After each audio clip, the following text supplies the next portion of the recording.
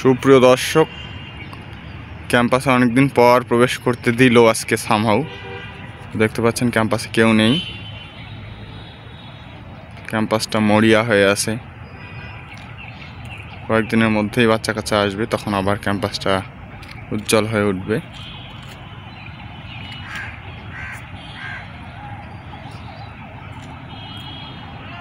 অনেকদিন পর প্রবেশ করলাম, বেশ কয়েকদিন মাঝখানে ঢুকতেই দেয়নি দারোয়ানরা। তো এই হচ্ছে ঘটনা।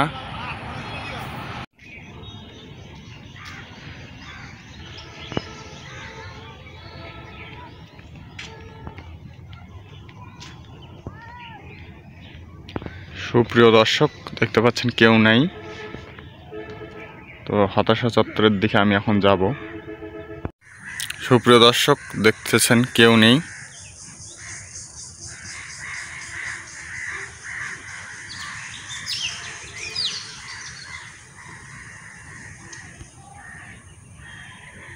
এই পরিবেশটা থমথমে টাইপের পরিবেশ, ভালোই লাগে অবশ্য, তবে মাঝে মধ্যে বিরক্তও লাগে। সুপ্রিয় দর্শক, এই ফুলগুলোকে দেখুন একবার। যদিও এগুলো সাধারণত জঙ্গলে বা রাস্তার পাশে ফুটে থাকে, কিন্তু দেখতে সুন্দর, ভালোই সুন্দর দেখতে এই ফুলগুলো।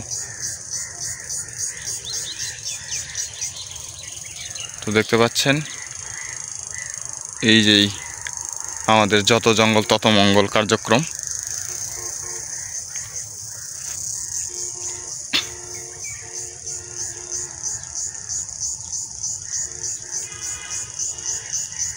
গাছে গাছে কিছু পাখি ডাকতেছে, কিছু পোকামাকড়ের শব্দ হচ্ছে।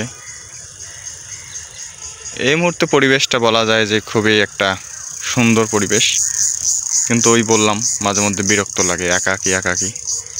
আবার মাঝে মধ্যে খুব ভালোও লাগে। স্পেশালি এই গাছগুলো দেখুন সুপ্রিয় দর্শক, কিছুদিন আগে এই গাছগুলোর কোনো পাতা ছিল না, এখন এত সুন্দর লাগতেছে। তো সুপ্রিয় দর্শক, ঈদটা আমি এবার রংপুরেই কাটালাম। এটা সহ প্রায় দুইটা ঈদ আমি রংপুরে কাটালাম। এখন আমার বন্ধু বান্ধবরা কেউ আসেনি, 2-1 হয়তো চলে আসবে, কারণ 10 তারিখ থেকে আমাদের ফাইনাল পরীক্ষা। তো মোটামুটি দিনকাল যাচ্ছেই ভালোই, রান্না বান্না করতেছি নিজে, এই যাচ্ছে দিনকাল। হতাশা চত্বরে এসে গেলাম, হতাশা চত্বরটা আপনাদের দেখাবো এখন।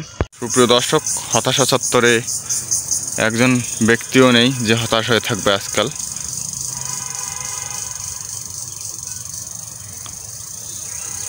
তো এই যখন পরিবেশ, তখন আজকের বারে আমি এখানেই শেষ করলাম আমার ব্লগ। দেখা হবে আগামী কোনো ভিডিওতে।